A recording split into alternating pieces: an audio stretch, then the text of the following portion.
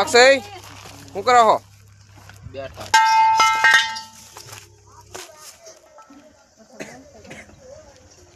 અશ્વિન કુમાર આટો મારવા એમ ને? આટો મારો આયા. રઘુભાઈ ગયો નાનકો. હા બેઠો. એલા કા રઘા હારો રે.